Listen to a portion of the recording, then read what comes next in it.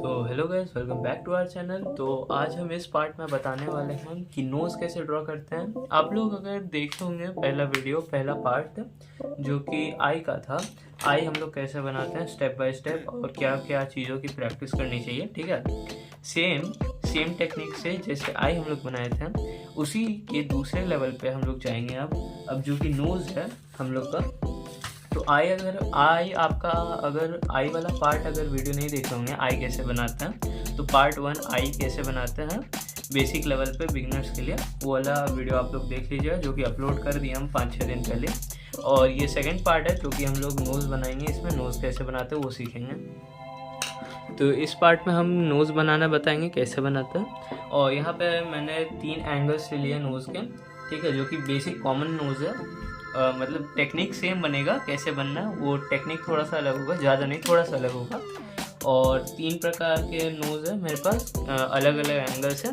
जैसे ये 3/4 है, और ये फ्रंट तरफ से, जैसे अगर आप सामने से किसी का फेस देखते हैं तो वो, और ये साइड व्यू है, ये 3/4 व्यू है ये नोज़, और ये साइड व्यू, ये फ्रंट व्यू।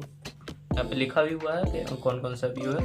और ये सब जो बेसिक मैंने आपको आई में बताया था वही सेम चीज़ यहाँ पे भी बताएंगे कि आपको प्रैक्टिस करना होगा। मेरे पास ये आर्टलाइन की पेंसिल्स हैं जो कि 150 to 100 रुपीज़ में आ जाती है। मेरे को 150 रुपीज़ पड़ा था ये आर्टलाइन के पेंसिल का, ठीक है। तो ये अगर आप बिगनर हैं या मतलब ज़्यादा स्केच उतना जानते नहीं हैं, तो आपको ये टोमो मोनो जो हम यूज़ कर रहे हैं वो मेरे पास अभी 1000 रुपीज़ का है, ठीक है।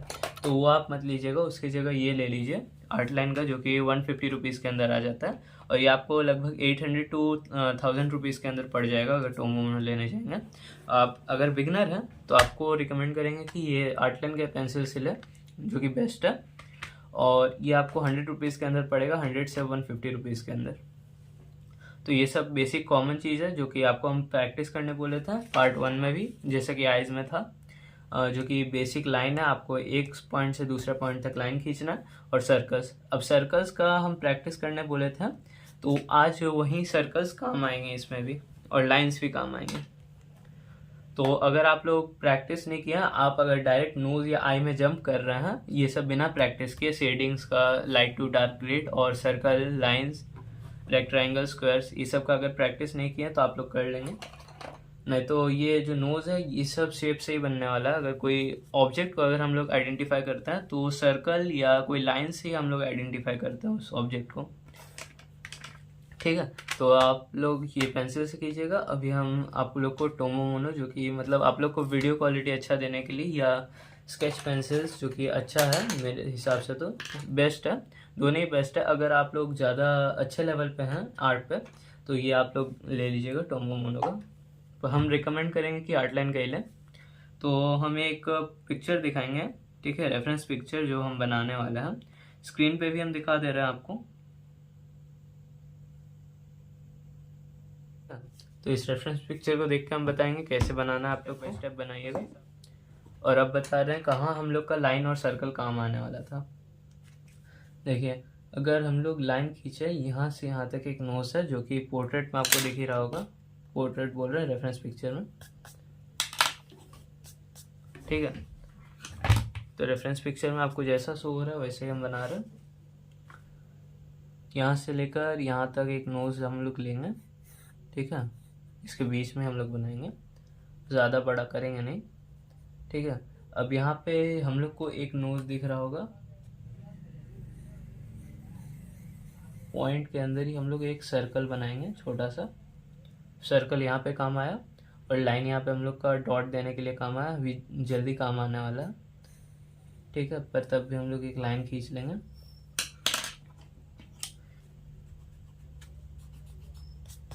ठीक है।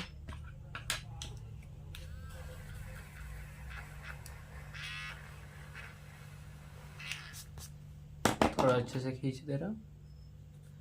अब हम जो पेंसिल यूज़ कर रहे हैं वो 4H है, जो कि बहुत लाइट होता है। हम थोड़ा दबा के कर रहे हैं ताकि आप लोग को दिख जाए, ठीक है। तो रेफरेंस पिक्चर के हिसाब से यहाँ पे हम लोग का जो नोज़ है वो यहाँ पे बनेगा, बीच वाला जो पार्ट है नोज़ का। और उसके बाद जो है बाकी यहाँ पे बनने वाला है।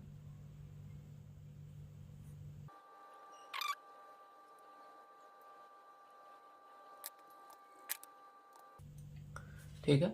तो यहाँ पे जैसा कि मैंने बोला था, यहाँ पे लाइंस और सर्कल्स का काम आएगा। तो यहाँ पे मैंने यहाँ पे किया नहीं है, तो यहाँ पे एक सर्कल है, ठीक है, यहाँ पे दूसरा सर्कल, यहाँ पे तीसरा सर्कल, जो कि साइड व्यू है, तो ये जो छोटा है ये सर्कल छोटा होगा, ठीक है। तो जैसे स्टेप बाय स्टेप हम बताए थे, पहला स्टेप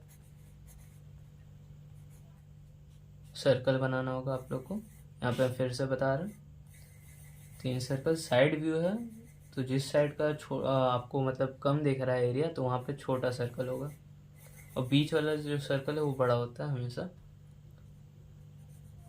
और यहाँ पे इस तरह करके फिर, और इसी सर्कल को हम लोग लेंगे, बीच वाला पार्ट को हम लोग पहले ड्रॉ कर लेंगे, इस तरह करके हम लोग बना सकते हैं, ठीक है। और लाइन यहाँ पे हम लोग का जैसे रहेगा वैसे हम लोग लाइन खींच देंगे और उस हिसाब से हम लोग ड्रॉ करेंगे। तो ये स्टेप 1 स्टेप 2 इस तरह प्रोसेस होगा। अभी हम तब तक के लिए पोंछ दे रहे हैं, ठीक है, मैंने ये पोंछ दिया है।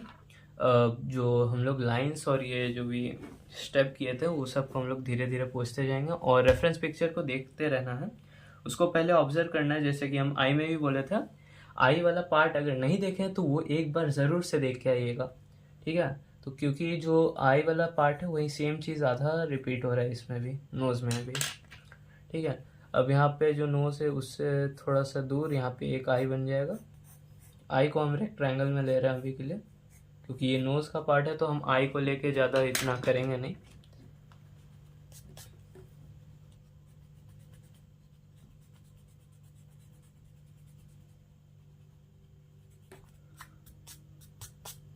ठीक है, और जो भी मैंने लाइंस खींचा था, अब आप लोग अब देख सकते हैं कि जैसा कि मैंने नोज़ बनाया है, ठीक है। अब हम लोग इस पर डिटेलिंग स्टार्ट कर देते हैं। आउटलाइन का जो डिटेलिंग है, आउटलाइन अगर ठीक से बनाएंगे तो स्केचिंग भी ठीक से होगा।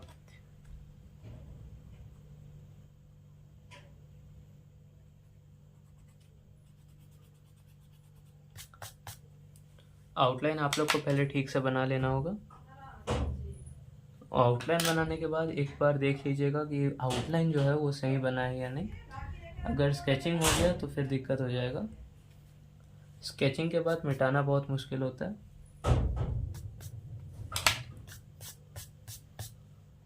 ठीक है।